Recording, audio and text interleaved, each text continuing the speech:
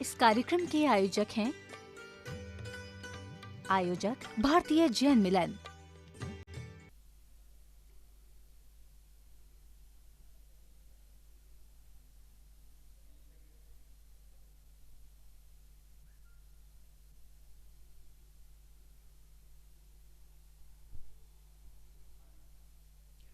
बोलो महावीर भगवान की जय।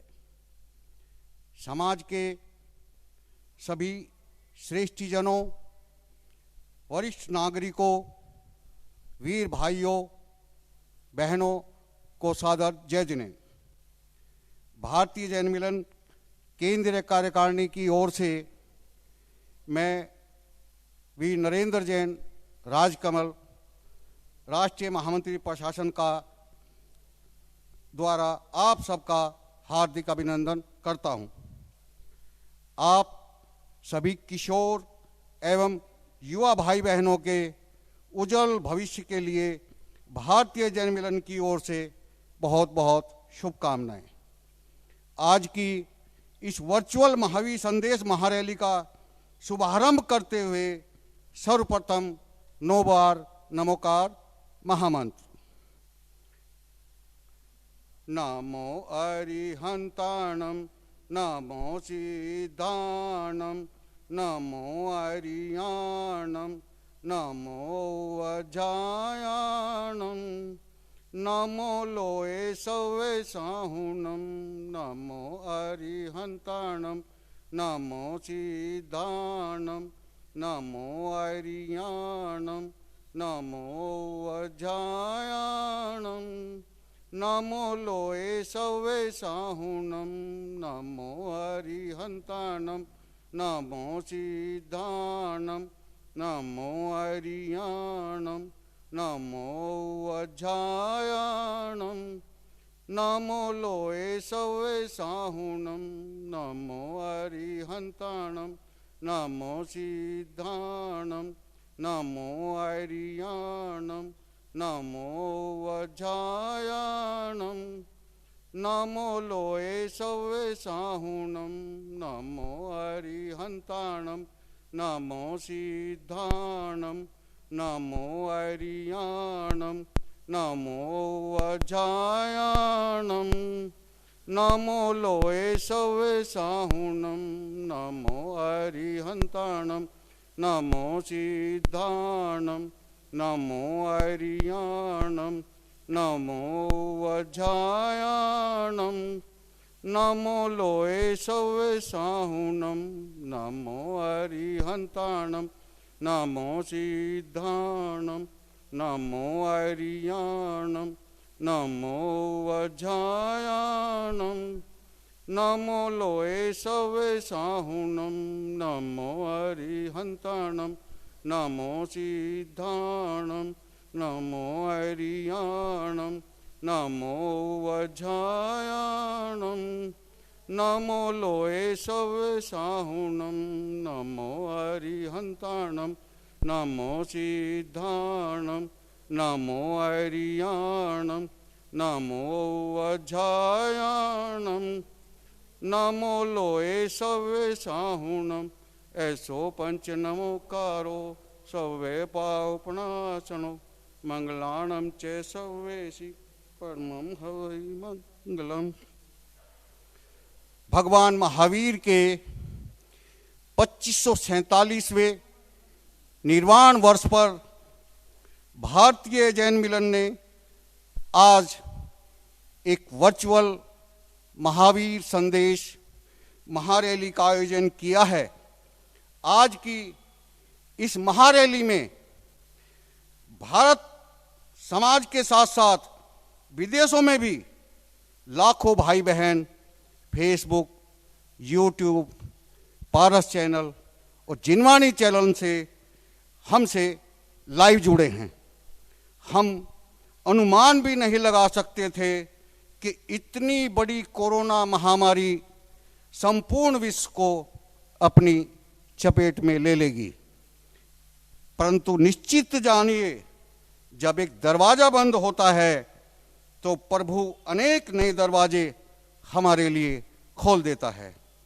जरूरत है तो सिर्फ एक सक्रिय नेतृत्व की, जरूरत है तो समाज को सही दिशा में मोटिवेट करने की। मैं अब आमंत्रित करता हूं हमारे भारतीय जैन मिलन के राष्ट्रीय अध्यक्ष वीर सुरेश जैन ऋतुराज जी को, वह आए और हम सबको महावीर संदेश से लाभान्वित करें। वीर सुरेश जैन ऋतुराज जी।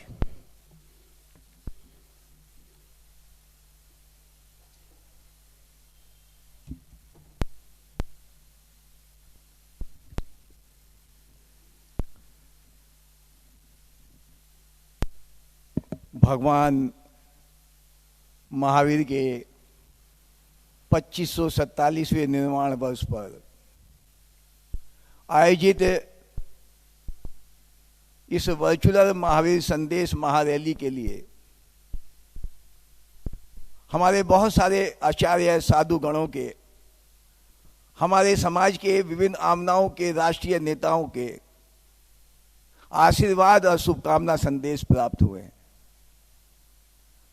परम पूज्य आचार्य श्री वसुनंदी जी महाराज, गच्छाधिपति आचार्य श्री विजय नित्यानंद सुरेश्वर जी महाराज, पन्यास श्री धैर्य सुंदर विजय जी महाराज, मुनि श्री विहर सागर जी महाराज, मुनि श्री अभय सागर जी महाराज, मुनि श्री निर्भोही सुंदर जी महाराज, मुनि श्री विचक्षण जी महाराज और हम सबके पूजनीय परम पूजनीय आरिका गणनी प्रमुख श्री ज्ञानमती माता जी, महासाध्वी श्री सुदक्षा जी महाराज साहब, इनके अतिरिक्त हमारे समाज के विद्वान पंडित डॉक्टर हुकमचंद भारिल जी का भी आशीर्वाद और शुभकामना संदेश हमें प्राप्त हुआ। इनके अतिरिक्त जिन्होंने समाज के प्रति अपना जीवन अर्पित किया, पूरा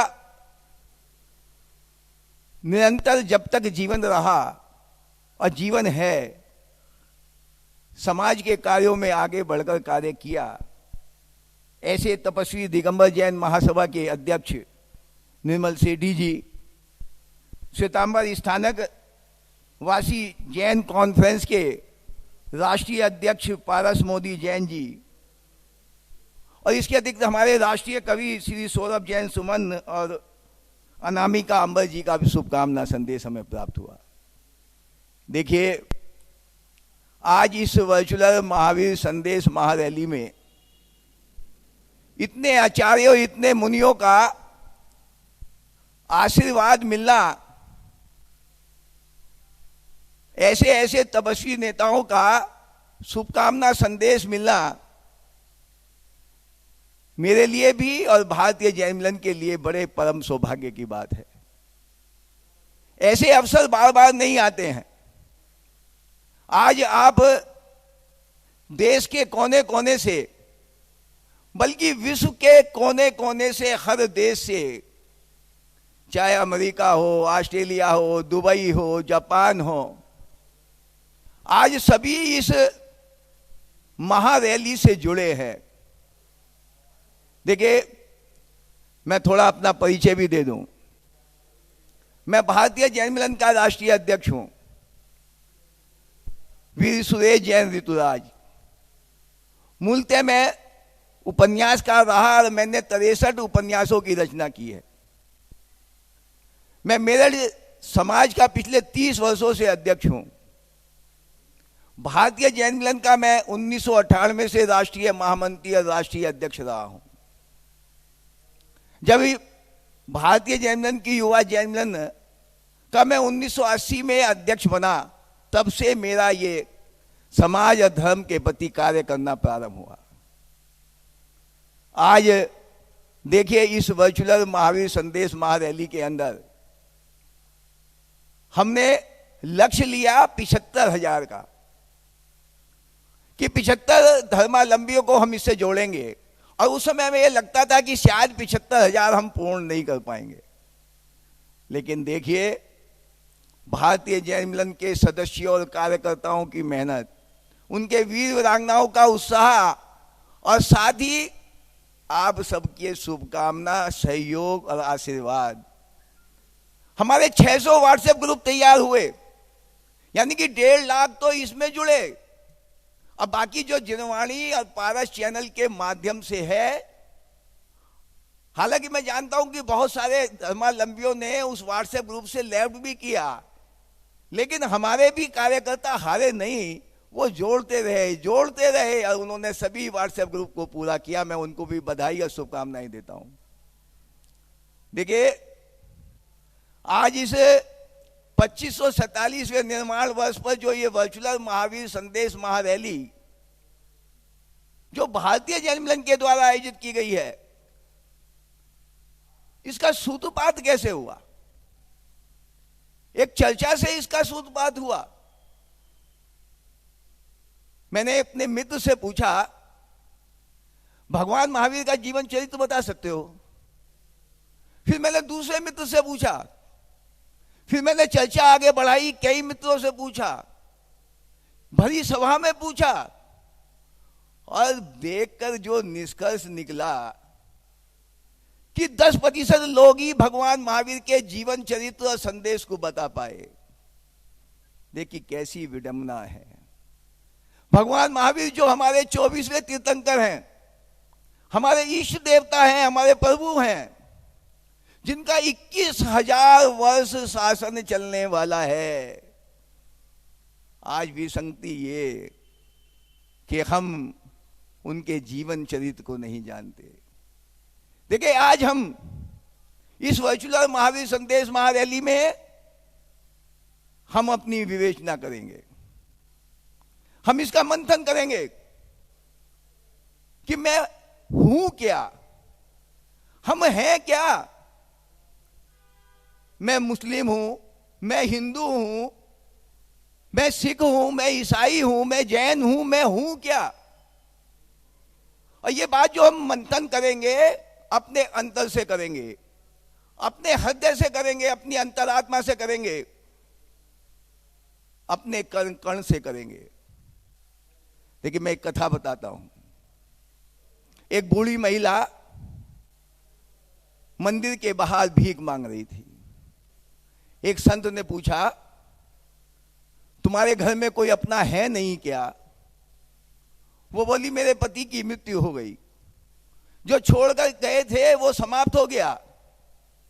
अरे तुम्हारा कोई बेटा नहीं है क्या? है, विदेश में है। अरे वो तुम्हें कुछ भेजता नहीं क्या?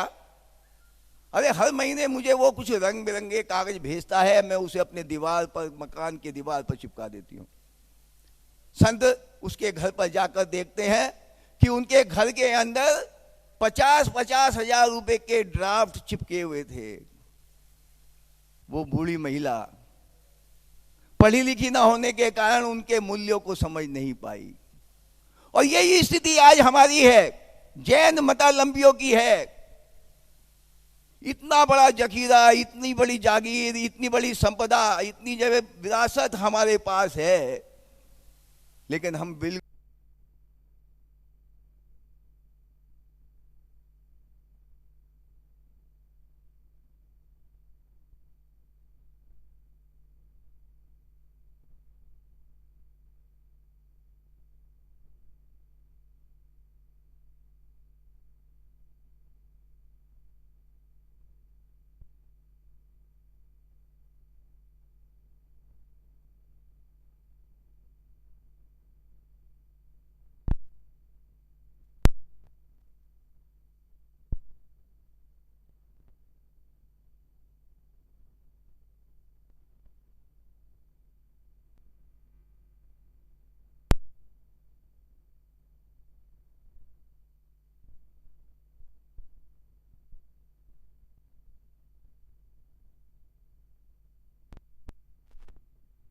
सकते थे कि इतनी बड़ी कोरोना महामारी संपूर्ण विश्व को अपनी हमसे लाइव जुड़े हैं। हम अनुमान भी नहीं लगा सकते थे कि इतनी बड़ी कोरोना महामारी संपूर्ण विश्व को अपनी हमसे लाइव जुड़े हैं। हम अनुमान भी नहीं लगा सकते थे कि इतनी बड़ी कोरोना महामारी संपूर्ण विश्व को अपनी हमसे लाइव जुड़े हैं। हम अनुमान भी नहीं लगा सकते थे कि इतनी बड़ी कोरोना महामारी संपूर्ण विश्व को अपनी हमसे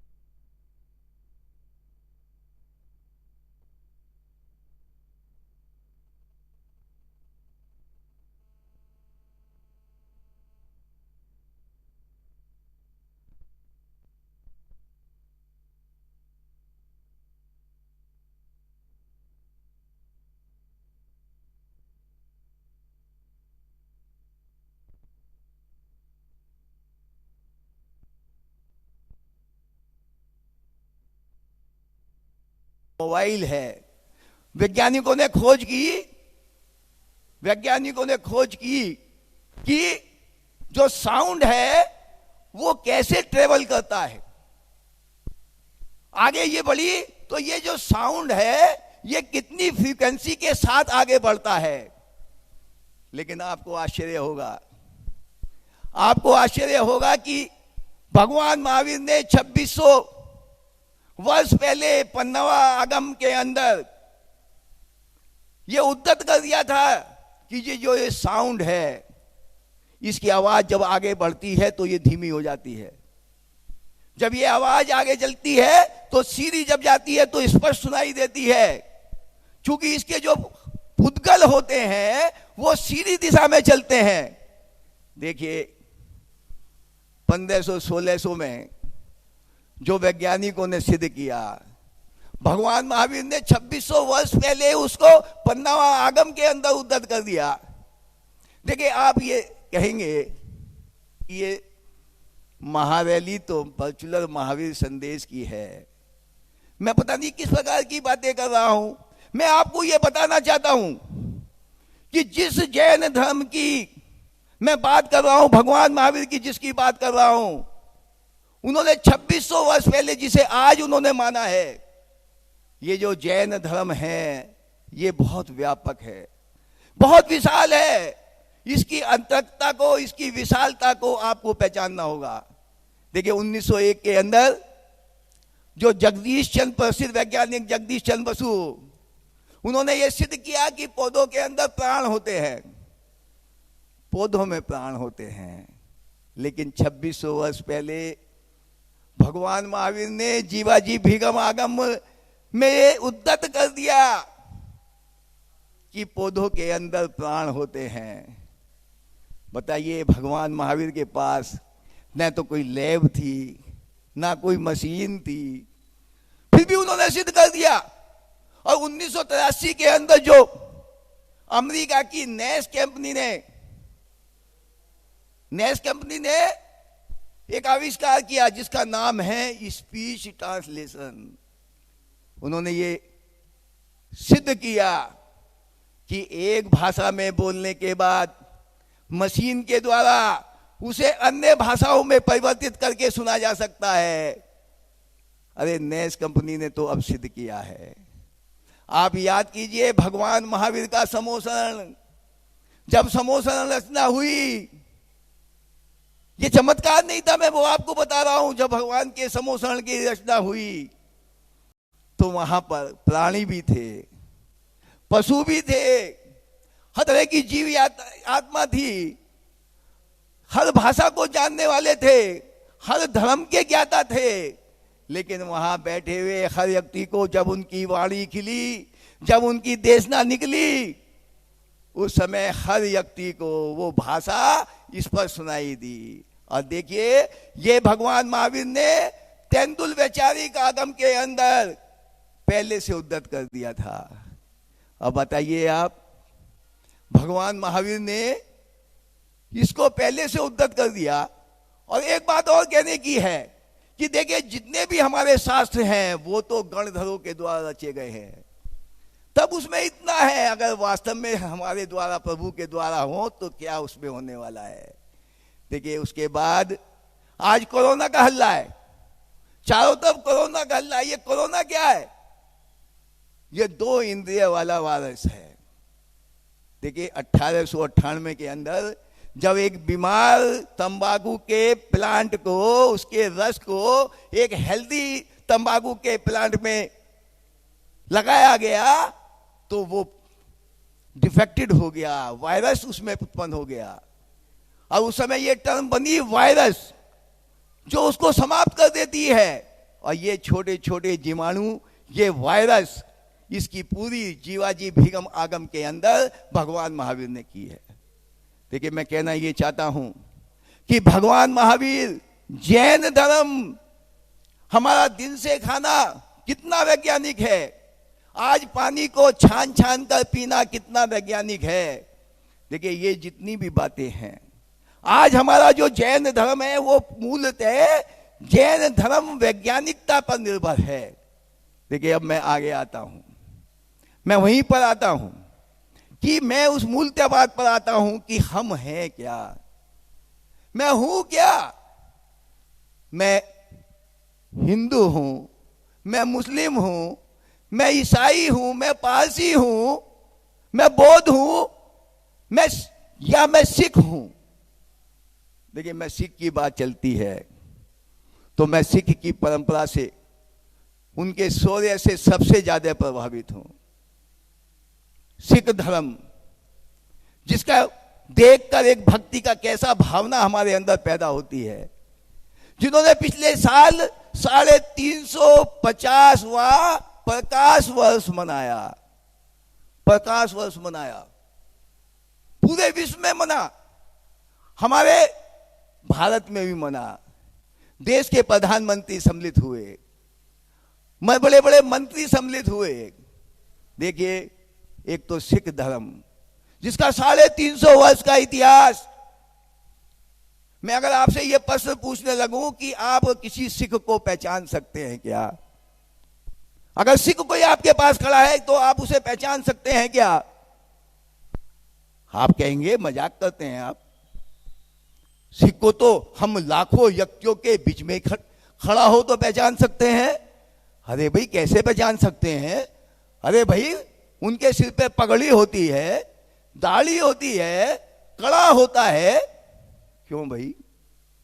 आप सिख को तो पहचान सकते हैं, लेकिन जो शाश्वत धर्म, अनादि अनंत धर्म, जो एक समय पूरे विश्व में व्याप्त था, आप उस जैन धर्मावलंबी को पहचान सकते हैं क्या?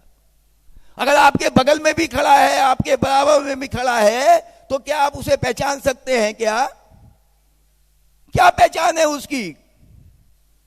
देखिए अगर कोई आज जैन धर्म की पहचान है तो जैन मंदिर हैं, जैन स्थानक हैं। कहीं जैन मंदिर होगा, जैन स्थानक होगा, तो लोग कहेंगे कि ये जैन मंदिर है, ये जैन स्थानक है। हमारे साधु है, जैन साधु है, जैन साध्वी है। कहीं भी अगर वो किसी नगर में, महानगर में विचरण करेंगी तो वो एक बात कहेंगे, दूर से कहेंगे कि ये जैन साधु जा रहे हैं। ये हमारी पहचान है। लोग कहते हैं बहुत बहुत से कि हम मंदिर क्यों बनाते हैं। मैं किसी का विरोध नहीं करता, लेकिन हमारी पहचान इस बात से है, हमारी पहचान साधुओं के तप से है। एक जैनतर व्यक्ति हमारे साधु के पास गया, उनके निकट गया और उनने उनकी चर्या देखी। उनकी तपचर्या देखकर उसका हृदय कांप गया। अरे गर्मी के दिनों के अंदर जब हम लगातार एक एक दिन में कई कई बार पानी पीते हैं, हमारी प्यास नहीं बुझती, तब वो कई कई दिन तक बिना पानी अपना जीवन व्यतीत करते हैं। वो पैदल विहार करते हैं, 125 दिन बिना प्यासुक पानी पीकर तप करते हैं, केस लॉज करते हैं। जिस दाढ़ी के बाल को जरा सा नोचने से हमें दर्द हो जाता है, वो उस दाढ़ी के बालों को उखाड़ते हैं। ऐसा तप, ये तप हमारी पहचान है। लेकिन हमारी पहचान क्या है? हमने कभी विचार किया है क्या? आज बताइए, आज हमारी क्या पहचान है? देखिए, आज अगर हम ये कहें कि जनगणना पहचान ये है, आज अगर हम जनगणना की बात करने लगे, हम जैन लिखने में भी घबराते हैं। मैंने देखा है कि जब जनगणना होती है, सेंसस होता है और जनगणना वाले घर पर आते हैं, तो हम में से कई लोग ऐसे हैं जो जैन लिखने से भी कतराते हैं। जैन हम लिखेंगे नहीं। हमारी जनगणना क्या है? हमारी गणना क्या है? देखिए, जब देश आजाद हुआ, अंग्रेजों के समय में हमारी जनगणना जो गजट में है वो 9 करोड़ थी। शास्त्र के हिसाब से, शास्त्रों के हिसाब से माने जिस समय, तो 40 करोड़ एक समय में थी। अकबर के समय में 4 करोड़ थी। आज कागजों में 44.5 लाख दिखाई देती है। देखिए, आज जो ये स्थिति बनी है, आपको मैं इस जनगणना का महत्व भी समझा दूं। आज हम 3 करोड़ से कम नहीं है, ये आप भी मानते हैं और हम भी मानते हैं। हम में से कितने लोग हैं जो अपने जैन के आगे, जैन भी लिखना नहीं चाहते। हम लिखना क्यों नहीं चाहते? ये बात हमें समझनी पड़ेगी कि ये बात आज हमारे लिए कितनी नुकसानदायक होने वाली है। देखिए, जनगणना की बात मैं कर रहा हूं, मैं जनगणना का आपको प्रभाव बताता हूं। देखिए, जब जनगणना कम होती है, जब जनगणना कम होती है, तो उसका दुष्परिणाम सबसे बड़ा क्या है? देखिए, पूरे भारतवर्ष के अंदर केंद्र के सरकार द्वारा हर धर्मों का रिसर्च सेंटर है, लेकिन जैन धर्म का कोई रिसर्च सेंटर नहीं है। बौद्ध तक का है, नालंदा में है, बिहार में है।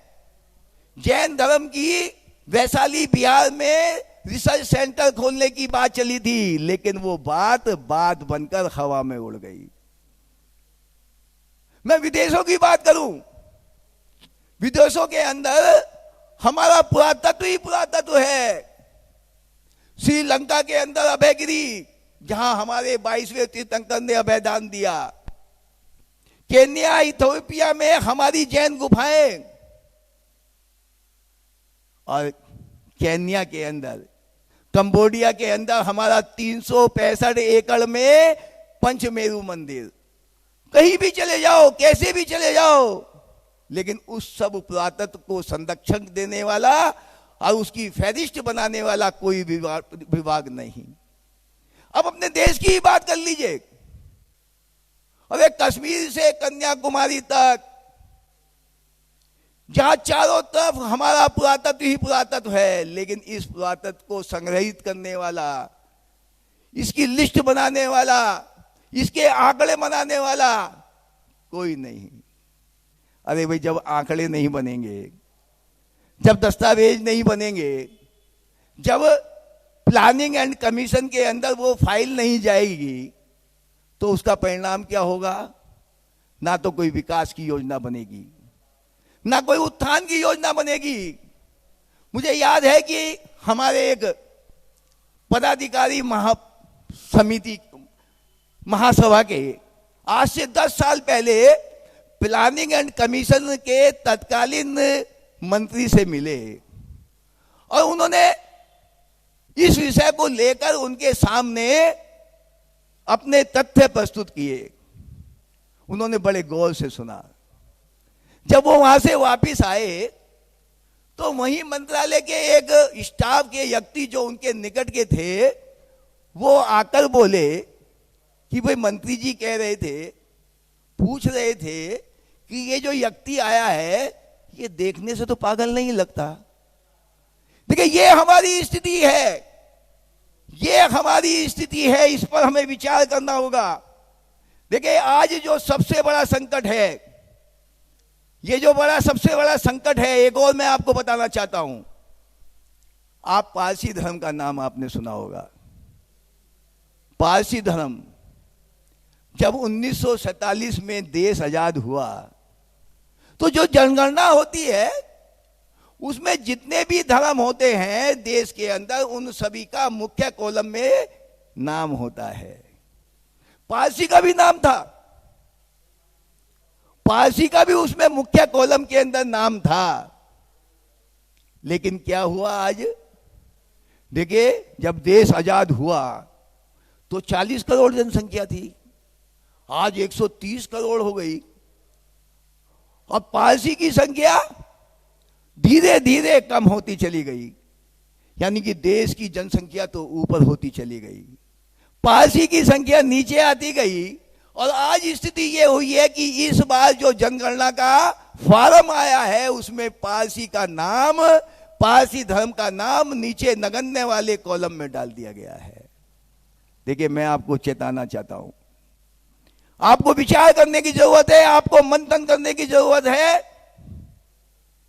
यही हालत जैन धर्म की होने वाली है, जिसकी चारों तरफ विरासत फैली हुई है। मैं बार बार इस बात को दोहराता हूं कि देश के किसी भी कोने में अगर आप खुदाई करें तो ऐसा हो नहीं सकता कि वहां तक भगवान की मूर्ति ना निकले। इतनी अपार संपदा हमारे पास है, लेकिन हमारे पास सबसे बड़ा क्या है?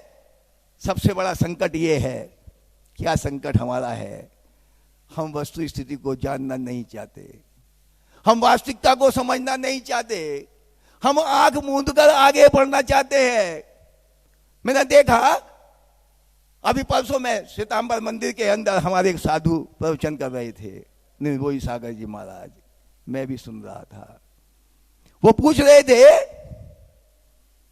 कि आप जैन हैं? सभी ने गर्दन हिला दी, हाँ हम जैन हैं। उन्होंने फिर सवाल पूछा, अरे आप जैन हैं क्या? हाँ। फिर उन्होंने तीसरी बार सवाल पूछा कि आप जैन हैं क्या? तीसरी बार सबको धक्का लगा, तीसरी बार सबके मुख से एकदम नहीं निकला कि हम जैन हैं या नहीं। यही बात मैं आपसे पूछना चाहता हूं कि आप वास्तव में जैन हैं या नहीं है? उस परंपरा के वाहक आप हैं या नहीं है? भगवान महावीर की परंपरा को पालने का जो एक आपको पुण्य का फल मिला है, उसके वाहक आप है या नहीं? देखिए आप अगर विचार करें, ये जो हमारा देश रहा है, क्या रहा देश? ये जैन शासक के से भरा पड़ा है। 19वीं शताब्दी तक अगर आप इतिहास के पन्नों को पलट लें तो हर पन्ने के अंदर, हर शताब्दी के अंदर आपको जैन शासक नजर आएगा। चाहे ओवा का चोइटा हो, चाहे राजा संपति हो, चाहे अमोघ वर्ष हो, चाहे खारवेल हो, चाहे चंद्रगुप्त मौर्य हो, चाहे चामुंड राय हो, चाहे कुमार पाल हो, एक लंबी श्रृंखला है। मैं अगर सुनाने लगूंगा तो शायद पन्ने के पन्ने पलटते चले जाएंगे। ऐसे राजा महाराजाओं के देश में, जैन शासकों के बीच में ये देश आगे बढ़ा है। हम उसकी संतति हैं, हम उसके संतान हैं, हम में उनका खून है। भगवान महावीर जिनका शेर का निशान है, शेर का चिन्ह है, शेर हम में भी है, कायर हम भी नहीं है। अहिंसा का अर्थ यह नहीं है कि कायर हैं। 1947 में जब देश आजाद हुआ, 1947 में जब देश आजाद हुआ और कश्मीर पर पाकिस्तान ने कबालियों द्वारा हमला किया, वहां के राजा हरि सिंह ने भारत से मदद मांगी। भारत के जहाज से सेना वहां पर पहुंची। लोगों को भय था कि महात्मा गांधी जो भगवान महावीर की अहिंसा के सच्चे उपासक हैं, उनके सिद्धांतों का पालन करते हैं, शायद इसका विरोध करेंगे। लेकिन देखिए, यह है वास्तविक अहिंसा। उन्होंने कहा जो सेना वहां गई है वो शांति दूत बनकर गई है, ये भगवान महावीर की अहिंसा है। देखिए, आज हम उस अहिंसा को आगे बढ़ाने के लिए, देखिए आज हम जो इस बात को कहना चाहते हैं कि जिस देश के अंदर जैन शासकों का भरमार रही है, जहां जैन शासक ही शासक रहे हैं, आज जब वो देश आजाद हुआ 1947 के अंदर, जब देश आजाद हुआ तो 55 हमारे सांसद थे, 55 सांसद। और आज की लोकसभा राज्यसभा में जैन प्रतिनिधि के नाम पर एक सांसद नहीं।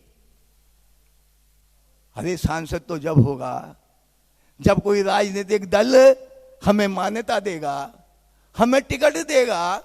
जीतेंगे तो तब, हारेंगे तो तब। केवल कांग्रेस ने एक टिकट दिया पिछली लोकसभा का जो चुनाव हुआ। हमें इस पर मंथन करने की जरूरत नहीं है क्या? हमें इस पर विचार करने की जरूरत नहीं है क्या? हम इस पर भी विचार नहीं करेंगे कि हम 3 करोड़ से कम नहीं हैं। हम इस पर भी विचार नहीं करेंगे कि आज हमारे देश के अंदर जो हमारी फैली हुई संपदा है उसका रिकॉर्ड रखने वाला कोई नहीं। जो विदेश में हमारी संपदा है, विरासत है, उसका रिकॉर्ड रखने वाला कोई नहीं। हमारा रिसर्च सेंटर कोई नहीं। हम ना तो उस पर विचार करेंगे, ना हम इस पर विचार करेंगे। अरे हम सबसे ज्यादा पढ़े लिखे हैं, कहते हैं कि 98.4% जैन मतावलंबी पढ़े हुए हैं। हम पढ़े हुए हैं, भगवान महावीर के उपासक हैं। लेकिन आप मुझे बताइए, देखिए आज हम ये देखिए, ये जो फैली हुई संपदा है, हमारी 6वीं शताब्दी का हुमचा मंदिर कर्नाटक के अंदर, खंडगिरी के अंदर हमारी जैन गुफाएं, अजंता और की हमारी गुफाएं, हमारा दिलवाड़ा मंदिर, हमारा राणकपुर मंदिर, हमारे शिखर जी, पालीताना, हमारा ये जो चारों तरफ जो फैली हुई संपदा है, इसे संरक्षित कौन करेगा? देखिए, इस सब पर विचार करने की जरूरत है। इस भगवान महावीर महारैली में अगर आप विचार करें तो जो संकट ईसा से 2000 वर्ष पहले आया था, वो संकट आज दिखाई देता है। हम 44.5 लाख से कहां पहुंचेंगे, ये भी विचार करने की जरूरत है। देखिए, आज जो स्थिति है, आप इसको भी देख लीजिए। जैसलमेर के अंदर, मैं जैसलमेर के किले की बात कर रहा हूं, वहां पे उस किले के अंदर 10 जैन मंदिर हैं। 438 बॉक्सों में भरा हुआ ताम्रपत्र है, शास्त्र है। कितने? 438 बक्सों के अंदर 6666 मूर्तियां हैं। देखिए, आप सब इस पर विचार कीजिए। आज ये सब जो चलते फिरते हमारे साधु हैं, जो नगर नगर विचरण करने वाले हमारे साधु हैं, हमारी जैन पताका को आगे ले जाने वाले जो साधु हैं, हमारे अनंत देव की तरह जो हमारे साधु हैं, ये जब चलते हैं, ये जब विहार करते हैं, जंगल में भी विहार करते हैं, सुनसान में भी विहार करते हैं, इन्हें संरक्षित कौन करेगा? इनकी रक्षा कौन करेगा? ये जो आज स्थिति बनी हुई है, जो हमारे चारों तरफ ये जो विशाल मंदिरों की संपदा है, इनको संरक्षित कौन करेगा? आप बद्रीनाथ की बात ले लीजिए। आज बद्रीनाथ के अंदर मंदिर, जैन मंदिर बनाना एक प्रश्न चिन्ह बन गया। अयोध्या के अंदर खुदाई हुई, जैन मूर्तियां निकली। गिरनार जी, आज गिरनार जी, जिस गिरनार जी के अंदर मिस्र का सम्राट आकर जिसने भगवान नेमिनाथ के मंदिर का निर्माण कराया, उस मंदिर के अंदर, उस गिरनार जी पर आज हम निर्णय के बीच में आज ये अपना पराये के बीच में, उसकी वंदना के बीच में एक पेंडुलम की तरह हम लटक रहे हैं। हमारी क्या स्थिति है? हम विचार क्यों नहीं करते? देखिए, हम विषय एक नहीं है इस महावीर संदेश रैली के अंदर। हमें विचार करना चाहिए कि ये जो हमारे संस्कारित हैं, जो हमारे संस्कार हैं, वो कहां विलुप्त हो गए। देखिए, भगवान महावीर, जिनका 21,000 वर्ष तक शासन चलने वाला है, जिन्होंने 12.5 वर्ष तक तप किया, कठोर तप किया, जिन पर सर्पों ने हमला किया, कानों में कील ठोक दी गई, पता नहीं कितने उपसर्ग किए गए, उन्होंने घृणा हिंसा का जवाब उदारता से दिया, प्रेम से दिया। जिन्होंने विष दिया, उन्होंने उन्हें अमृत दिया। देखिए, ऐसे भगवान महावीर आज जिनकी हम विरासत हैं, जिनकी हम संतति हैं, जिनका 21,000 वर्ष शासन चलने वाला है। अभी मैं कुछ दिन पहले आचार्य भगवंत रतन सुंदरी श्री सुरेश्वर महाराज जी का प्रवचन सुन रहा था।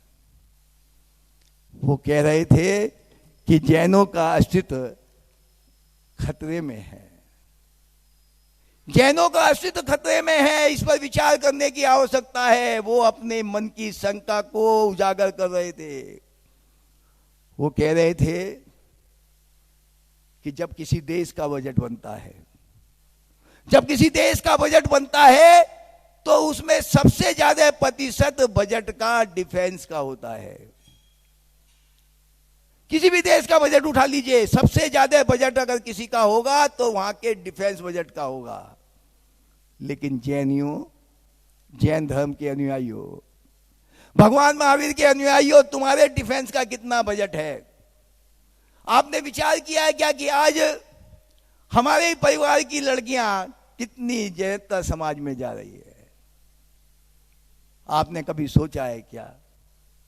मैं मेरठ की बात करने लगूं, मेरे एक खास मित्र की बिटिया जैनता समाज के एक वर्ग में गई, एक रिश्तेदार की बिटिया दूसरे वर्ग में गई, तीसरे की तीसरे वर्ग में गई, चौथे की चौथे वर्ग में गई। और हद तो जब हो गई जब एक की मुस्लिम में गई। सब कुछ हो रहा है, ये हमारी आंखों के सामने हो रहा है, हमारी आंखों को चुनिहार रही है। ये कौन सी चमक दमक है? हम किस आधुनिकता के नाम पर इन सब को सहन कर रहे हैं? हमारा डिफेंस का बजट क्या है? देखिए, हम बड़े बड़े आयोजन करते हैं। हर धार्मिक आयोजन के अंदर 1 करोड़, 2 करोड़, 5 करोड़ हम कितना खर्च करते हैं। खर्च करने में कोई दिक्कत नहीं है, वो खर्च होना चाहिए, प्रभु का काम है, भवता के साथ होना चाहिए। लेकिन यह भी विचार करना चाहिए कि हमारे डिफेंस का बजट भी कुछ हो, हम उसकी सुरक्षा कैसे करें। देखिए, आज जो ये स्थिति बन रही है, ये हम सब लोगों के लिए कितनी, वो बता रहे थे कि महाराष्ट्र तक में 2,500 से ऊपर लड़कियां हैं जो ऐसे दूसरे वर्ग में चली गई। और चारों तरफ जो स्थिति बन रही है, देखिए, आज जो राजा महाराजाओं से संस्कारित ये जो जैन धर्म है, ये कैसे जीवित रहेगा? क्या केवल मंदिर से रह जाएगा? क्या केवल स्थानक से रह जाएगा? देखिए, आप देखिए, हमारे समाज में हमारे सब ऐसे विरासत में हमारे कार्य होते हैं। हमारे पुरखों ने जो ऐसे कार्य किए हैं, धर्मशालाएं बनवाई हैं, शिक्षा के केंद्र बनवाए हैं, बड़े बड़े कॉलेज बनवाए हैं। देखिए, हमारे आज चारों तरफ अस्पताल हैं, हॉस्पिटल्स हैं। दोनों हाथ जो जैन धर्म के अनुयायी हैं, वो दोनों हाथ लुटा के धन को लुटाकर कार्य करते हैं। देखिए, और तो और वो कीड़े मकोड़े जो मूक पशु हैं, उनके लिए, मछलियों के लिए आहार की व्यवस्था करते हैं। हमारी ईमानदारी की मिसाल ये रही है कि अंग्रेजों के समय में हमारी जैन की गवाही को सत्य मान लिया जाता था। और आज भी देख लीजिए आप, फूड, जैन फूड जो सब जगह मिलता है, पूरे विश्व में मिलता है, जैन के नाम पर मिलता है, जिसका अर्थ अजैनो भी मानते हैं, जैन फूड का अर्थ है शुद्ध शाकाहारी, बिना प्याज का शुद्ध भोजन। ये आज जैन की पहचान है। लेकिन हम इन पहचानों को कैसे भूलें, कैसे याद रखें? देखिए, आज विश्व की जो सबसे बड़ी ताकत है, मैं ताकत की बात करने लगूं आपसे। विश्व में ताकत क्या है? क्या धन ताकत है? क्या अस्त्र शस्त्र ताकत है? क्या धन से शांति आ सकती है? अरे धन से तो केवल अशांति पैदा होती है, विषमता पैदा होती है, और अस्त्र और शस्त्र केवल विध्वंस और संहार करते हैं। एक मित्र कह रहे थे कि चौथा जब युद्ध होगा तो वो लाठी डंडे और पत्थर से होगा। अरे हमने पूछा, भाई लाठी डंडे पत्थर से होगा, कैसी बात कर रहे हो आज के एटॉमिक युग में? अरे बोले, मैं चौथे युद्ध की, महायुद्ध की बात कर रहा हूं। तीसरा महायुद्ध जब होगा एटॉमिक वाला, तो कोई बचेगा ही नहीं, रह क्या जाएगा? उस समय तो ये लाठी डंडे और पत्थर ही याद रह जाएंगे, इसी का चौथा महायुद्ध होगा। ये स्थिति हमारी है। देखिए, आज ये मानते हैं कि जो आज अगर शांति होगी तो अहिंसा से होगी। भगवान महावीर ने कहा, विश्व में शांति हो, अंतरिक्ष में शांति हो, आकाश में शांति हो, जल में शांति हो, धरती में शांति हो। देखिए, उन्होंने विश्व शांति की बात की, और ये शांति केवल अहिंसा से ही आ सकती है। जैन धर्म के अहिंसा के कदमों पर चलकर, भगवान महावीर के अहिंसा परमो धर्म के उपदेश से ये क्रांति आ सकती है। इसके अतिरिक्त कोई चारा नहीं है। देखिए, मैं बताता हूं, हमारा धर्म साधारण धर्म नहीं है। देखिए, हमारा धर्म कोई साधारण धर्म नहीं है, ये तपस्वियों का धर्म है। और धर्म में मैं कहता हूं, ये जो धर्म है, जो राजा महाराजाओं को त्याग कर, राजपाट को त्याग कर, ये धर्म आगे बढ़ता है। हम 125 दिन, इससे भी ज्यादा प्राशुक जल लेकर हम तपस्या करने का बल रखते हैं। हम कई दिनों तक बिना पानी पिए अपना जीवन यापन करने की ताकत रखते हैं। हम पैदल विहार करते हैं।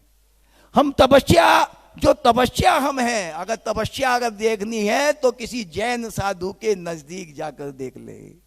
अगर अहिंसा देखनी है, जो अहिंसा एक नंगे पैर चलकर एक जीव भी ना मरे, इस कल्पना के साथ आगे बढ़ती है।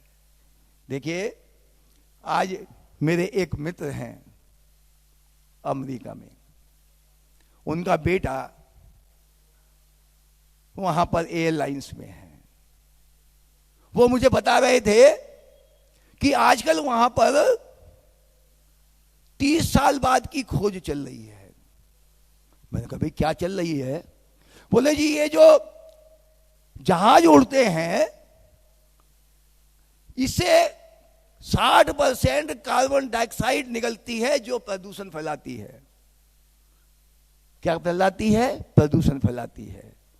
आज ये स्थिति है, जो 30 साल बाद जब अमेरिका की जनसंख्या बढ़ जाएगी, ऊपर जहाज भी बढ़ जाएंगे, प्रदूषण भी बढ़ जाएगा, 60% जो कार्बन डाइऑक्साइड निकलती है, उस पर विचार करके ये करा जा रहा है कि वो कार्बन डाइऑक्साइड कैसे धरती में आकर रोपित की जाए। क्योंकि कार्बन डाइऑक्साइड अगर धरती में रोपित की जाती है तो धरती की ऊर्जा बढ़ जाती है। यानी कि वहां पर 30 साल बाद की बात चल रही है। वहां 30 साल बाद की सोचा जा रहा है। हम क्या सोच रहे हैं? हम 30 साल बाद की सोच रहे हैं, केवल अपने परिवार की सोच रहे हैं, अपने बेटे की सोच रहे हैं, अपने बेटी की सोच रहे हैं। ये नहीं सोच रहे कि 44.5 लाख की आबादी जो आज यहाँ कागजों दस्तावेजों में दिखाई देती है, 30 साल बाद कहाँ आकर टिकने वाली है, ये जैन धर्म की विरासत कहाँ जाने वाली है। क्या ये सोचना हमारा धर्म नहीं है? क्या ये सोचना हमारा कर्म नहीं है? देखिए कैसा हास्यास्पद स्थिति है। आज जब मैंने प्रारंभ में कहा कि 10% लोग, यानी कि जिसका 21,000 वर्ष का शासन है, भगवान महावीर, हम उनका जीवन चरित्र नहीं जानते। अरे जिनका शासन, जो प्रभु हमारे, जब हमारी आयु के लोग नहीं जानते, तो जो हमारी पीढ़ी है, हमारे बेटे हैं, हमारी बेटियां हैं, हमारी आने वाली संतति है, वो कैसे जानेगी? अरे अभी अभी मैंने एक बच्चे से पूछा कि जैन धर्म की स्थापना किसने की? उसने कहा भगवान महावीर ने। मैं कहा तूने ये कहां पढ़ा है? उन्होंने एक किताब लाई और मुझे दिखा दी जिसमें लिखा हुआ है कि भगवान महावीर ने जैन धर्म की स्थापना की। गलती उसकी नहीं है, हमने उसे जैन धर्म नहीं पढ़ाया। चूंकि पढ़ाया इसलिए नहीं कि हम खुद नहीं पढ़े, हमने उस पुस्तिका का विरोध नहीं किया। देखिए आज जो ये ऐसी विसंग स्थिति है, ये कैसे ठीक होगी? मंदिर वो जाएगा नहीं, स्थानक वो जाएगा नहीं, जो मोहनजोड़ो, हड़प्पा, कालीबंगा की खुदाई हुई, वो निकली हुई संस्कृति कहां जाएगी? ये तो आपको याद होगा ना। मैं फिर दोहरा दूं आपको, ये तो आपको याद होगा कि जब मानव संस्कृति की खोज की गई, मानव संस्कृति मतलब कि भाई मानव यहां पर पहले कोई पता ही नहीं था कि मानव पहले कैसे रहता था, मानव के रहन सहन किस प्रकार से होता था। तो जगह जगह खुदाई की गई, जो ऐतिहासिक खुदाई, जिसमें वो चिन्ह मिले, मोहनजोड़ो, हड़प्पा, कालीबंगा की खुदाई थी। और उस खुदाई के अंदर जिस इष्ट देवता की प्रतिमा मिली, वो किसकी थी? भगवान आदिनाथ भगवान की, जिसमें बैल का निशान था। 5 फनों वाली सुपासनाथ भगवान की प्रतिमा मिली, सीलें मिली, उन सीलों पर दिगंबर मुनियों के चिन्ह अंकित थे। एक सील पर भगवान बाहुबली की जो बेल चढ़ी प्रतिमा है वो भी अंकित थी। अरे इतना बड़ा मिसाल कि जिसने ये सिद्ध किया, सबने ये माना कि जैन धर्म दुनिया का सबसे प्राचीनतम धर्म है। इतिहासकार तो मानते हैं, तथ्य मानते हैं, नेट में देख लो वो मानता है, जहां देखो वो मानेंगे, लेकिन हम नहीं मानेंगे। हम क्यों नहीं मानेंगे? हमें ये विचार करना चाहिए। इस महावीर संदेश महारैली में हमको ये विचार करना चाहिए कि हम किस विरासत के वंशज हैं, ये हमको विचार करना चाहिए। देखिए हमें कहीं ना कहीं संकल्प लेने की जरूरत है। मेरा आज ये जो महारैली का मकसद है, ये आपको जगाना एक मकसद है, आपकी सोई हुई आत्मा को जगाना एक मकसद है। आप कोई मामूली धर्म में पैदा हुए व्यक्ति नहीं है, आपकी बहुत बड़ी जिम्मेदारी है। यह आपकी जिम्मेदारी है कि नई पीढ़ी को आप बताकर जाएं कि इस देश का नाम भगवान ऋषभ देव के पुत्र भरत के नाम पर भारतवर्ष पड़ा। आप उन्हें बताकर जाएं कि राजा संपति, जिसने 1.25 लाख मंदिरों का निर्माण कराया, आप उन्हें बताकर जाएं कि राजा संपति के भय से जब वो विश्व विजय करने निकला था, चीन के बादशाह शी हांग को डर था कि कहीं चाइना पर वो हमला ना करे। ये मैं ऐतिहासिक तथ्य बता रहा हूं। तो उसने ये ऐतिहासिक चीन की दीवार बनाई, जो आज आश्चर्यों में से एक है। उन्हें बताना होगा कि महात्मा गांधी को जब वो कुछ पथभ्रष्ट हो रहे थे तो उनको दिशा देने वाला उनका मित्र श्रीमद राजचंद्र जैन थे। उन्हें बताना होगा कि भामाशाह दानवीर, महाराणा प्रताप को संजीवनी बूटी देने वाला, 12 वर्ष तक 25,000 सैनिकों का स्वर्ण मुद्रा देने वाला दानवीर जैन था। उन्हें बताना होगा कि अंग्रेजों के समय में न जाने कितने भगवान महावीर पर जैन तीर्थंकरों पर सिक्के निकाले गए। देखिए, उन्हें बताना होगा कि सम्राट चंद्रगुप्त मौर्य, जिसने सलेखना लेकर दिगंबर मुनि बनकर स्वर्णबेल गोला के अंदर अपनी देह का त्याग किया था। देखिए, उन्हें बताना होगा कि ये जो कुतुब मीनार है ये 21 जैन मंदिरों को तोड़कर बनाई गई है। उन्हें यह भी बताना होगा कि मक्का के अंदर जो मस्जिदें हैं वो जैन मंदिर 52 चैतालियों के बनावट पर आधारित हैं। देखिए, उन्हें यह भी बताना होगा कि सेंट जेवियर ने 500 वर्ष पहले 20,000 जैन कर्मियों को, जैन धर्मावलंबियों को तोप के गोले से इसलिए उड़ा दिया क्योंकि उन्होंने क्रिश्चियन बनने से इनकार कर दिया था। एक लंबी श्रृंखला हमारी है। अगर हम श्रृंखला बताएंगे, इतिहास बताएंगे, देखिए आज हम इन सब पर हमें ध्यान देने की जरूरत है। देखिए, भगवान महावीर का जब समोषण लगता है, आपको ध्यान होगा, भगवान महावीर का जब समोषण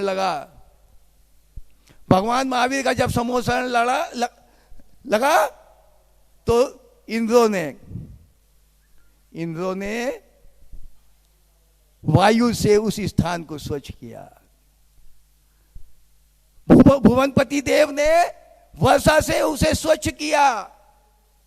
चांदी का किला बनाया जिसमें 10,000 सीढ़ियां थी।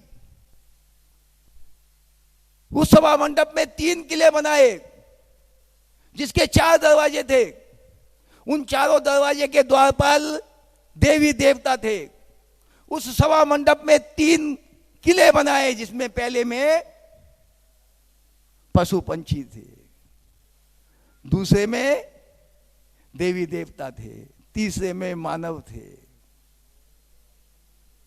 बीच में चारों तरफ 4 सिंहासन थे। पूरब की दिशा की ओर जो सिंहासन था उसमें ध्वज लगाया गया, छतर लगाया गया, अशोक का पेड़ लगाया गया, उस पर एक सागवान का पेड़ लगाया गया। भगवान महावीर का अंतरिक्ष, भगवान महावीर का समोषण याद कीजिए, वो श्रद्धा का वातावरण याद कीजिए कि उस श्रद्धा के वातावरण में साक्षात आपके सामने समोषण लग रहा है। उस समोषण के अंदर आप हैं, वहां पर एक दिव्य रत्नों का प्रकाश चारों तरफ घूम रहा है जिसमें आप भी हैं। भगवान महावीर का देश ना निकल रही है, उनकी वाणी फूट रही है, उनके संदेश निकल रहे हैं। आप समझिए, आप मुख्य श्रोता है, आप राजा सैनिक हैं। आप समझिए कि आप वहां पर मुख्य गणधर हैं, इंद्रभूति हैं। आप समझिए कि वहां पर आप गणनी हैं, चंदना है। आप वाणी सुन रहे हैं, भगवान महावीर की वाणी फूट रही है। वो कह रहे हैं कि आप जैन हैं। जैन का मतलब जिसने इंद्रियों को जीत लिया। वो जो ध्वज है वहां पर दिखाई दे रहा है कि वो जो पचरंगा ध्वज है वो आपके हाथों में है। ये जो ध्वज है ये अपने हाथों में आपको थामना है। ये साधारण ध्वज नहीं है, इस ध्वज को लेकर आपको आगे चलना है और ये ध्वज लेकर आपको अपनी पीढ़ी को देना है। आपने भी अपने बुजुर्गों से लिया था, आपने भी विरासत से लिया था, आपको वो लेकर आगे बढ़ना है।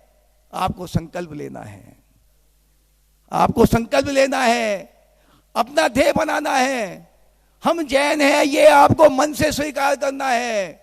देखिए, ये जो संकट इस समय है, जो संकट मैंने कहा, जो ईसा से 2000 वर्ष पहले आया, जिसने सब कुछ संस्कृति को नाश किया, तहस नहस किया, आज हम उसी कगार पर खड़े हैं। ये बात भी आप समझ लीजिए कि जैन धर्म कभी समाप्त होने वाला नहीं है, जैन धर्म कभी स्वाहा होने वाला नहीं है।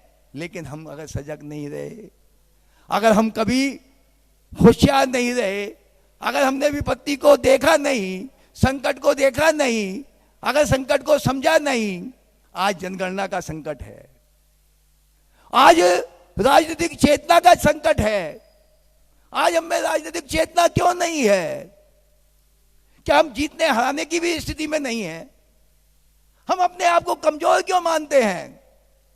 हम भगवान महावीर के उपासक हैं तो हम पहले तो प्रण लीजिए कि हम जहां भी हमारा गोत्र है हम जैन जरूर लिखेंगे। मैंने जैसे कहा, सिख तो सिख अपने सर पगड़ी से नजर आ जाएगा।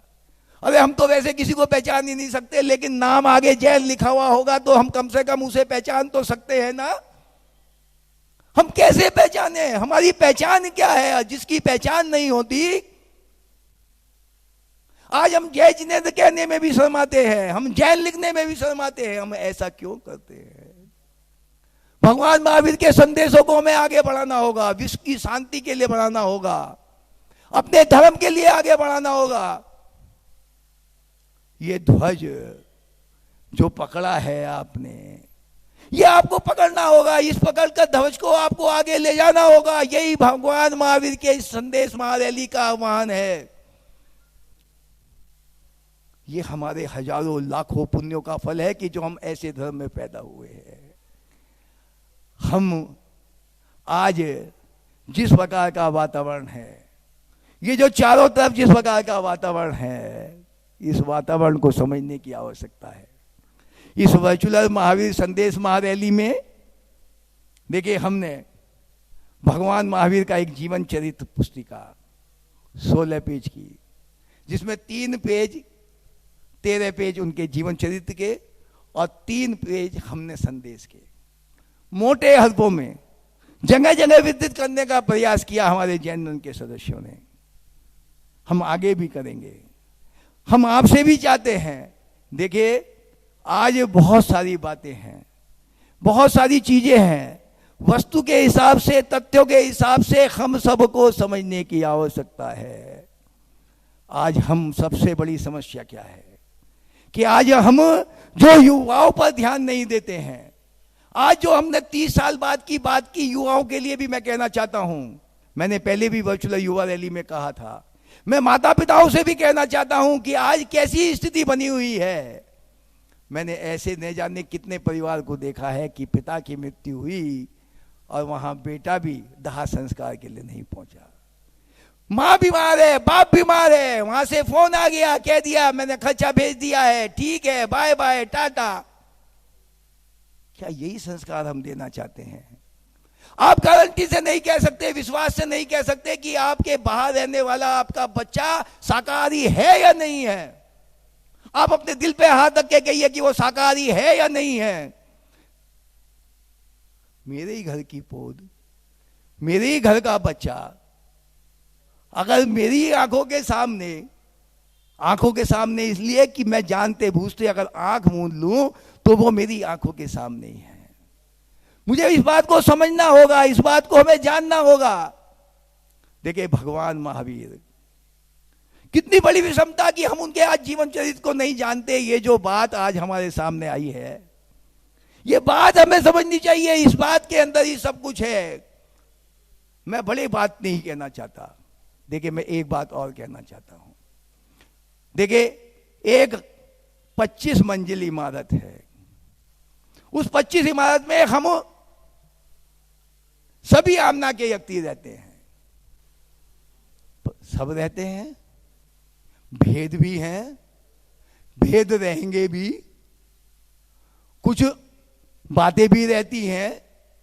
लेकिन पहले एक बात तो देख लीजिए कि जो वातावरण बना है, जो 25 मंजिल थी, एक मंजिल साफ हो गई, 24 मंजिल रह गई, एक मंजिल और साफ हो गई, 23 मंजिल रह गई, 22 रह गई, 21 रह गई, 20 रह गई। वो मंजिल तो साफ हो रही है, हम आपस में भेद में लगे हुए हैं। हम दूसरे आमना के पूजा स्थल पर तो जाकर मत्था टेक सकते हैं, मुझे इसमें ऐतराज नहीं है, हम मत्था टेके। लेकिन मुझे इस बात में जो मैं कहना चाहता हूं कि हम दिगंबर समाज के श्वेतांबर मंदिर में नहीं जाएंगे, श्वेतांबर के दिगंबर में नहीं जाएंगे। अगर साधु सामने कोई आएगा तो हम नमन नहीं करेंगे?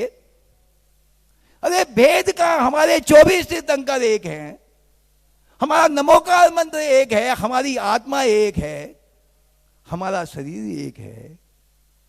देखिए, आज इस पर विचार करने की आवश्यकता है। हमारी उस 25 मंजिली इमारत का एक खंड कम हो रहा है। वो खंड जनगणना का है, जनसंख्या का है, हमारी विरासत का है, राजनीतिक विरासत का है, धार्मिक विरासत का है, हमारे संस्कारों का है। हम संस्कार विहीन जीवन क्यों जीना चाहते हैं?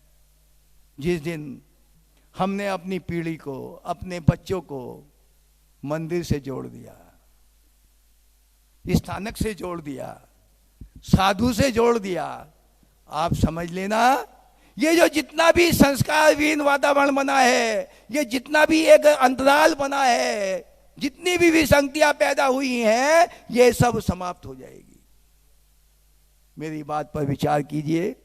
मैं बार बार आपसे निवेदन करता हूं, इस वर्चुअल महावीर संदेश महारैली जिसका आयोजन भारतीय जैन मन के द्वारा किया गया है, इसका केवल एक उद्देश्य है, आपकी सोई हुई आत्मा को जगाना। जो सोया हुआ जैनत्व है, अगर जैनत्व जिंदा रहेगा, अगर हमने जैनत्व जिंदा कर दिया तो न जाने कितने स्थानक, कितने मंदिर बन जाएंगे, कितनी मूर्तियां बन जाएंगी, कितने देवालय बन जाएंगे। लेकिन अगर जैनत्व को ही समाप्त कर दिया, जैनत्व ही नहीं रहेगा, तो हम कैसे रहेंगे? हमारे संस्कार कैसे रहेंगे? ये मंदिर देवालय कैसे रहेंगे? भगवान महावीर जिन्होंने 21,000 वर्ष शासन रहकर हमसे पूछ रहे हैं, हमसे बात कर रहे हैं, हमें उनकी वाणी खिल रही है, वो हमसे पूछ रहे हैं कि तुम मेरे उपासक हो, तुम मेरे पथ पर चलने वाले हो, मैंने तुम पर कितना विश्वास किया है, तुम कितने विश्वास करने वाले हो, इस विश्वास को कैसे आगे बढ़ाओगे? ये जो आप आज जैन संपदा के, जैन संस्कृति के वाहक हो, जो ध्वज आपके हाथों में है, उस ध्वज को हाथों में लेकर आपको आने वाली पीढ़ी को थमाकर अपनी जिम्मेदारी आज संकल्प लेना है आपको। देखिए, आज आपको संकल्प लेकर यहां से जाना है। मेरी बातें अगर आपको सही लगती हो तो आपको संकल्प लेकर जाना है कि आज के बाद मैं अगर जीऊंगा तो केवल जैनत्व के लिए। मैं अगर वास्तव में, जो महाराज जी ने कहा था, मैं वास्तव में जैन हूं और जैन बनकर दिखाऊंगा, ये प्रश्न कभी पूछेगा तो मैं गर्व से कहूंगा, मैं गर्व से कहूंगा कि मैं जैन हूं, मैं जैन हूं, मैं भगवान महावीर का उपासक हूं, मैं भगवान महावीर का उपासक हूं। बहुत बहुत धन्यवाद। जय वीर, जय जिनेन्द्र।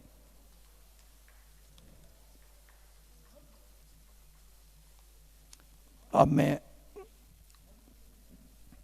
अपने राष्ट्रीय महामंत्री प्रशासन वीर नरेंद्र जैन राजकमल, उनको आमंत्रित करता हूं कि वो अपने भारतीय जैन मिलन, जो एक हमारी राष्ट्रीय संस्था है, उसके संबंध में आपको अपनी जानकारी देंगे। मैं आमंत्रित कर रहा हूं वीर नरेंद्र जैन राजकमल जी।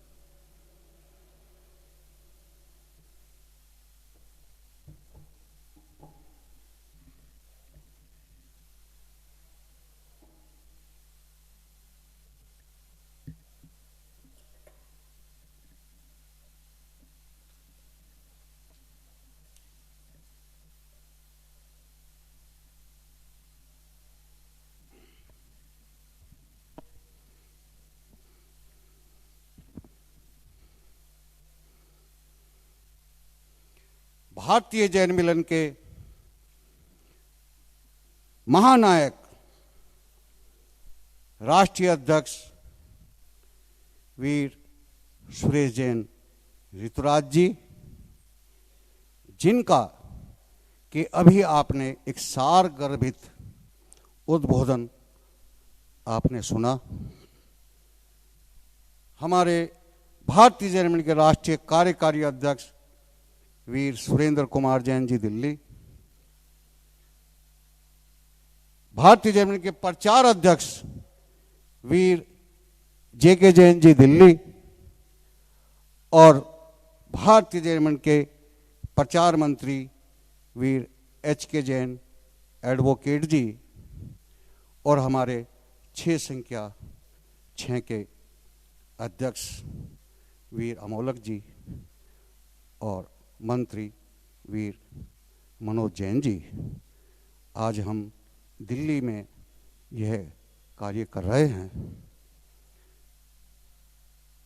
जैन समाज के लाखों भाई बहन राष्ट्र निर्माण व समाज उत्थान के कार्यों में अपना सब कुछ लगाए हुए हैं, किंतु हमारे संगठित न होने के कारण हमारा उचित मूल्यांकन राष्ट्र द्वारा नहीं किया गया।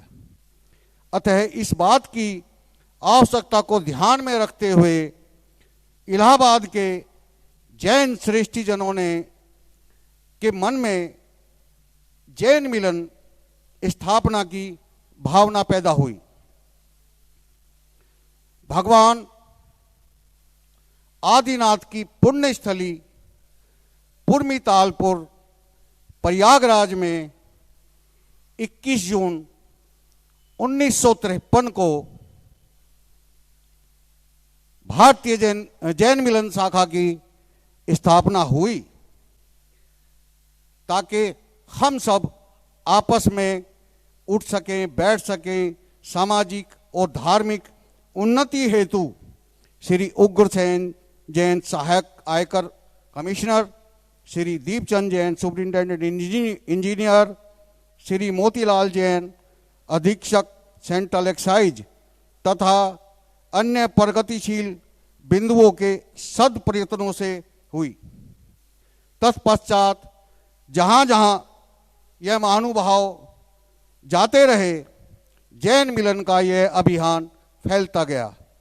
इसकी सफलता और उपयोगिता को देखकर विभिन्न नगरों में व प्रांतों में स्वयं ही जैन मिलन की शाखाएं स्थापित होती गई।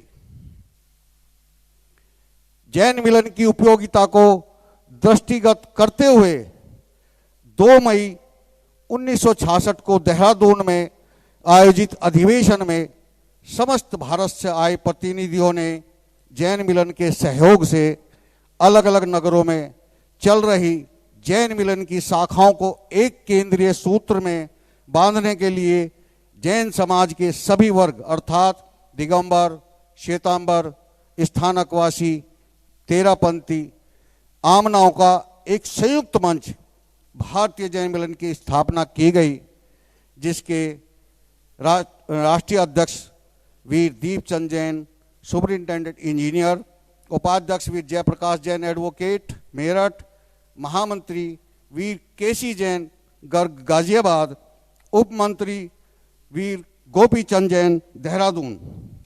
सर्वसम्मति से 24 कंगूरों वाला मोनोग्राम, आराध्य 24 तीर्थंकरों का चिन्ह सत्वेषु मैत्री के स्वरूप को स्वीकृत किया गया। आचार्य तुलसीकृत महावीर प्रार्थना को अंतिम रूप से स्वीकार किया गया। जैन मिलन दिल्ली के आतिथ्य में 14-15 सितंबर 1968 को दिल्ली में भारतीय जैन मिलन का अधिवेशन हुआ, जिसमें भारतीय जैन मिलन से संबद्ध सभी शाखाओं के प्रतिनिधि सम्मिलित हुए और भारतीय जैन मिलन की कार्यकारिणी द्वारा प्रस्तुत संविधान सर्वसम्मति से स्वीकार किया गया और संविधान के अनुसार केंद्रीय परिषद की कार्यकारिणी का विधिवत चुनाव हुआ और तब से अभी तक लगातार हमारे पदाधिकारी चुनते आए संविधान के अनुसार। भारतीय जैन मिलन में शाखाओं के विस्तार के साथ साथ संस्था की प्रशासनिक सुदृढ़ता का भी विस्तार हुआ। वर्ष 1981 में लगभग 20 से 30 तक मिलन शाखाओं पर क्षेत्रीय व्यवस्था लागू की गई। समस्त देश को 8 क्षेत्रों में विभाजित करके हर क्षेत्र का एक क्षेत्रीय अध्यक्ष और एक क्षेत्रीय मंत्री का मनोनयन कर क्षेत्रीय कार्यकारिणी का गठन हुआ और क्षेत्रीय अधिवेशनों का सिलसिला प्रारंभ हुआ। क्षेत्रीय अवस्था ने भारतीय जैन मिलन को भारी सुदृढ़ता प्रदान की। युवा जैन मिलन का प्रारंभ, विस्तार के इसी दौर में एक अन्य महत्वपूर्ण कदम समाज की युवा पीढ़ी को संगठित करने के उद्देश्य से, जिसका उपयोग रचनात्मक कार्यों में लिया जा सके, उठाया गया। युवा जैन मिलन की स्थापना की गई, जो स्थानीय जैन मिलन के अंतर्गत सहयोगी संस्था के रूप में कार्य करती रही। वर्ष 2016 में युवा जैन मिलन शाखाओं को स्वतंत्र घोषित कर दिया गया। महिला शक्ति के महत्व को स्वीकार करते हुए भारतीय जैन मिलन ने महिलाओं को कार्य करने का समुचित वातावरण प्रदान किया। महिला जैन मिलन शाखाओं की स्थापना की गई। वर्तमान में 300 से अधिक स्वतंत्र महिला मिलन शाखाएं हमारी सेवारत हैं।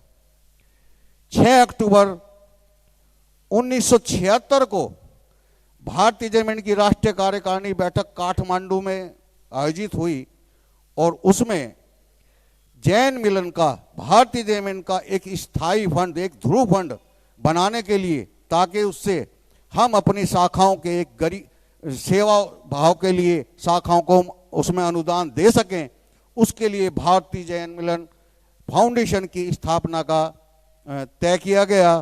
तदुपरांत 1 मार्च 1997 को हस्तिनापुर के राष्ट्रीय अधिवेशन में भारतीय जैन मिलन फाउंडेशन की विधिवत गठन किया गया और मैं आज गर्व के साथ कहने का अधिकारी हूं कि भारतीय जैन मिलन फाउंडेशन में 627 ट्रस्टी आज के दिन मौजूद हैं, जिसमें 50 महिला ट्रस्टी हैं। 627 में 50 महिला ट्रस्टी और 1 करोड़ से अधिक हमारे पास ध्रुव फंड है, जिससे हम शाखाओं की एप्लीकेशंस पर किसी भी आपदा के समय, किसी भी सहायता के समय हम उनको उपलब्ध कराते हैं। वर्ष 1998 में महावीर जी में आयोजित केंद्रीय परिषद वार्षिक अधिवेशन में वीर सुरेश चंद्र जैन जी देहरादून हमारे राष्ट्रीय अध्यक्ष और वीर सुरेश जैन ऋतुराज जी मेरठ राष्ट्रीय महामंत्री चुने गए। एक नई सदी का सूत्रपात हुआ। सभी के समर्पित प्रयासों से पूरे देश में जैन मिलन की एक लहर सी दौड़ गई और शाखा विस्तार का सिलसिला नए रूप से प्रारंभ हुआ, जो आज तक जारी है। एक के बाद एक सभी प्रांत इसके विस्तार के अंतर्गत आते चले गए। वर्ष 2004 में वीर सुरेश जैन ऋतुराज जी मेरठ राष्ट्रीय अध्यक्ष पद पर एवं वीर जयचंद जैन मुजफ्फरनगर महामंत्री पद पर निर्वाचित हुए। इनका कार्यकाल 2013 तक रहा। इस अवधि में सामाजिक, धार्मिक सेवा के क्षेत्र में अनेक बड़े बड़े कार्यक्रम आयोजित हुए, जिनसे समाज व देश में भारतीय जैन मिलन की विशिष्ट पहचान बनी। वर्ष 2013 में वीर जयचंद जैन मुजफ्फरनगर अध्यक्ष पद पर और वीर नरेश चंद जी जैन देहरादून राष्ट्रीय महामंत्री प्रशासन और विपिन जैन मेरठ राष्ट्रीय महामंत्री संगठन पद पर चुने गए। 14 फरवरी 2016 में वसुंधरा एनसीआर में भारतीय जैन मिलन ने अपने केंद्रीय भवन की स्थापना की। 1-2 मई 2016 में देहरादून में भारतीय जैन मिलन का 50वां केंद्रीय परिषद वार्षिक अधिवेशन एवं स्वर्ण जयंती समारोह बड़ी धूमधाम से मनाया। बहुत कम संस्थाएं ऐसी हो पाती हैं जो अपना स्वर्ण जयंती समारोह आयोजित कर पाते हैं। वर्ष 2016 में सुरेश जैन ऋतुराज जी मेरठ पुनः राष्ट्रीय अध्यक्ष पद पर और वीर नरेश चंद जैन देहरादून राष्ट्रीय महामंत्री प्रशासन और वीर नरेंद्र जैन राजकमल बड़ौत राष्ट्रीय महामंत्री संगठन पद पर चुने गए। 2016 में वी सुरेश जैन ऋतुराज जी का पुनः राष्ट्रीय अध्यक्ष पद पर आसीन होने से कुछ ऐसा लगा जैसे भारतीय जैन मिलन में किसी नए अवतार का जन्म हुआ हो। प्रत्येक क्षेत्र में हर माह कोर ग्रुप की बैठकें, सैकड़ों नगरों में प्रत्येक महामासिक मिलन तथा महावीर जयंती के अवसर पर महामासिक मिलन के आयोजन ने भारतीय जैन मिलन की सुदृढ़ता में चार चांद लगा दिए, जिनसे समाज व देश में भारतीय जैन मिलन की विशिष्ट पहचान बनी। 2019 में वीर सुरेश जैन ऋतुराज मेरठ राष्ट्रीय अध्यक्ष पद पर और वीर नरेंद्र जैन राजकमल बड़ौत राष्ट्रीय महामंत्री प्रशासन और वीर नरेश चंद्र जैन देहरादून राष्ट्रीय महामंत्री संगठन पद पर चुने गए।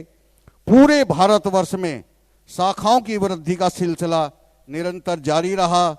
इसी का परिणाम है कि वर्तमान में भारतीय जैन मिलन कश्मीर से कर्नाटक तक 19 क्षेत्रों में विभाजित 1400 शाखाओं का विशाल संगठन जन सेवा में निरंतर सेवारत है तथा 50,000 से ज़्यादा सदस्यों का सहयोग इन शाखाओं को प्राप्त है। एक छोटा सा परिचय मैंने आपके सामने रखा। अब मैं भारतीय जैन मिलन के कार्यक्रम, हमारे क्या प्रोजेक्ट्स हैं, उसे प्रस्तुत करने के लिए आमंत्रित करता हूं भारतीय जैन मिलन के राष्ट्रीय कार्यकारी अध्यक्ष वीर सुरेंद्र कुमार जैन जी, नवीन शाहदरा दिल्ली को आमंत्रित करता हूं। कृपया आए वीर सुरेंद्र कुमार जैन जी।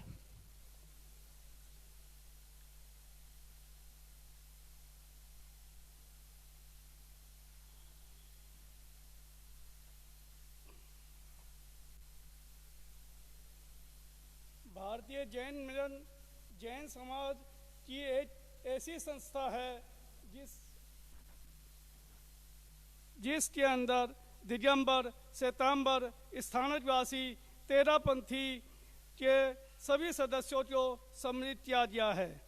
जैन एकता अभियान के समुचित प्रचार एवं विस्तार के लिए भारतीय जैन मिलन के समाचार मासिक पत्र का प्रकाशन दिसंबर 1968 में प्रसारित किया गया, जो आज भी सुचारू रूप से चल रहा है और जिसके द्वारा पूरे देश की जानकारी एक दूसरे को प्राप्त हो रही है। जैन मिलन की विभिन्न शाखाओं द्वारा पूरे देश में अनेक स्थानों पर निःशुल्क नेत्र चिकित्सा शिविर के आयोजन, रक्तदान शिविर, मरणोपरांत नेत्रदान योजना द्वारा समाज की सेवा की जा रही है। इसके अतिरिक्त विवाह परिचय सम्मेलन का आयोजन करना, समस्त जैन समाज की विस्तृत जैन डायरेक्टरी का प्रकाशन करना, जैन समाज की चारों आमनाओं के साथ मिलकर साधुओं के हार विहार चतुर्मास की व्यवस्था करना संस्था के प्रमुख उद्देश्यों में से हैं। एक बड़ी जन कल्याणी योजना के अंतर्गत 13 जुलाई 1985 में सरधना मेरठ उत्तर प्रदेश में एक विशाल भारतीय जैन मिलन क्या हॉस्पिटल का शिलान्यास तत्कालीन उत्तर प्रदेश के मुख्यमंत्री श्री नारायण दत्त तिवारी द्वारा संपन्न हुआ, जिसमें 50 बेड की व्यवस्था के साथ नेत्र विभाग, बाह्य रोग उपचार विभाग, महिला रोग उपचार, प्रसूति विभाग, बाल रोग उपचार, पैथोलॉजी एवं एक्सरे विभाग की पूर्ण सफलता के साथ संचालित है और इस मानव सेवा के साथ ही पक्षी अस्पताल का संचालन भी बड़ी सुविधापूर्वक किया जा रहा है।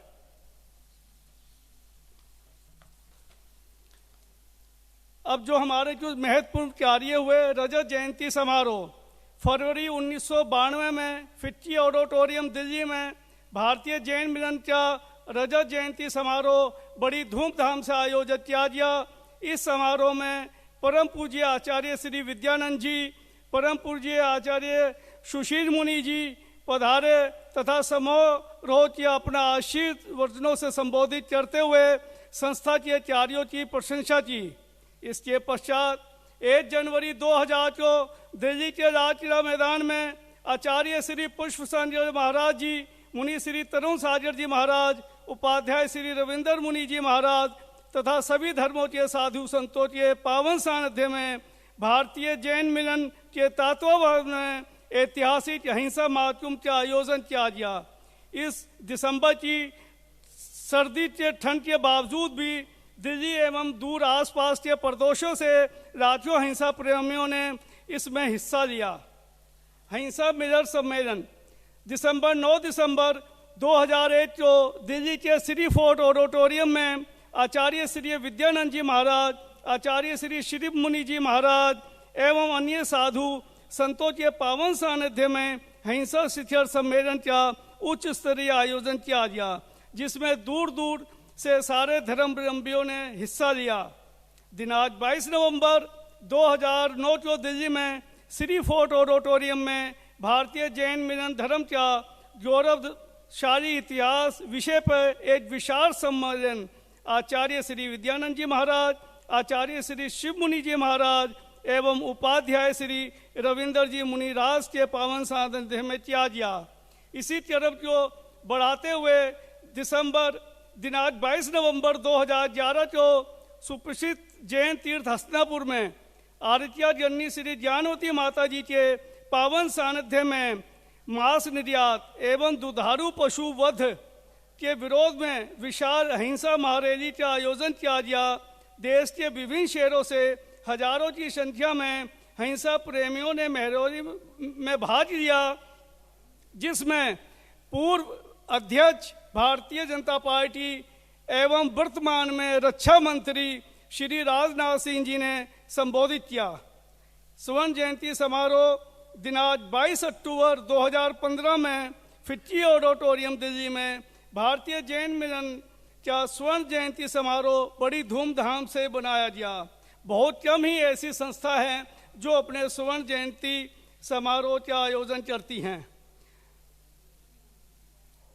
दिनांक 16 अगस्त 2016 को संचालक श्री नरेश मुनि जी के सानिध्य में कृष्णानगर दिल्ली में एक विशाल अहिंसा सम्मेलन का आयोजन किया गया। दूर दराज प्रदेशों से हजारों की संख्या में बहन भाइयों ने इसमें हिस्सा लिया। जैन एकता सम्मेलन 25 दिसंबर 2016 आचार्य श्री विद्यानंद जी महाराज एवं आचार्य श्री श्रुतसागर जी महाराज के पावन सानिध्य में एक विशाल जैन एकता सम्मेलन 25 दिसंबर 2016 को क्यों भारतीय दिल्ली में आयोजित किया गया, जिसमें भारत के विभिन्न प्रदेशों के उपस्थित 8 श्रेष्ठ जनों का सम्मान व अभिनंदन किया गया। इसके पश्चात दिनांक 16 अप्रैल 2018 को तीर्थ क्षेत्र श्री हस्तिनापुर जी में गच्छापति आचार्य श्री विजय नित्यानंद सूर्यवर जी महाराज के संसन के पावन साध्य में एक विशाल जैन गौरव स्मृति समारोह आयोजित किया गया।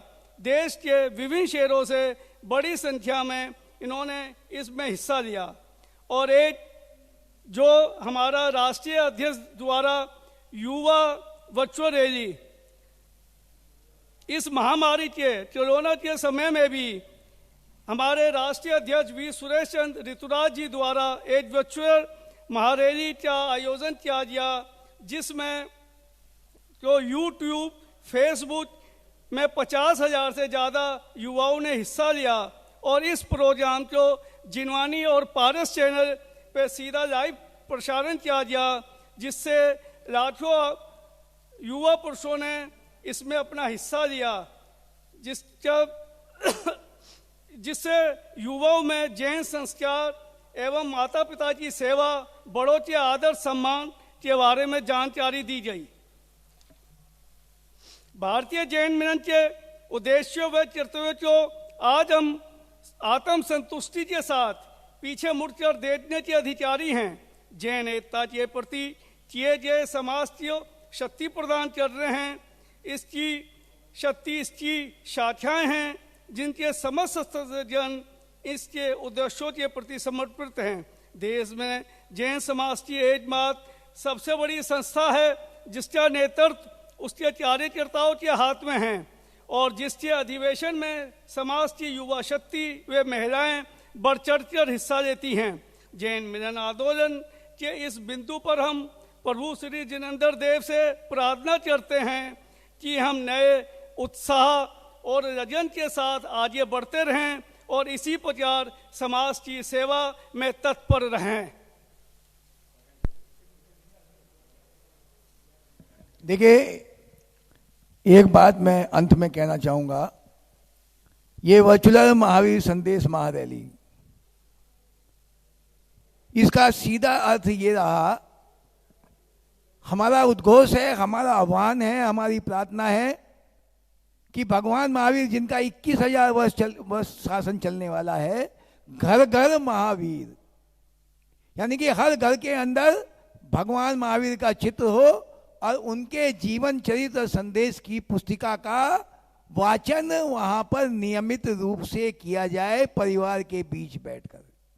घर घर महावीर, ये उद्घोष के साथ हम सब यहां से विदा लेंगे। बहुत बहुत धन्यवाद। अब सब हम खड़े होकर एक बार अनंत जय जय की स्तुति करेंगे। बोलो। अरिहंत जय जय, सिद्ध प्रभु जय जय, साधु जीवन जय जय, जिन धर्म जय जय। अरिहंत मंगलम, सिद्ध प्रभु मंगलम, साधु जीवन मंगलम, जिन अरिहंत उत्तमा, सिद्ध प्रभु उत्तमा, साधु जीवन उत्तमा, जिन धर्म उत्तमा। अरिहंत शरणा, सिद्ध प्रभु शरणा, साधु जीवन शरणा, जिन धर्म शरणा। यही चार शरणा, सब दुख हरना, सब सुख करना, भव ददित। बोलो महावीर भगवान की जय। इस कार्यक्रम के आयोजक थे भारतीय जैन मिलन।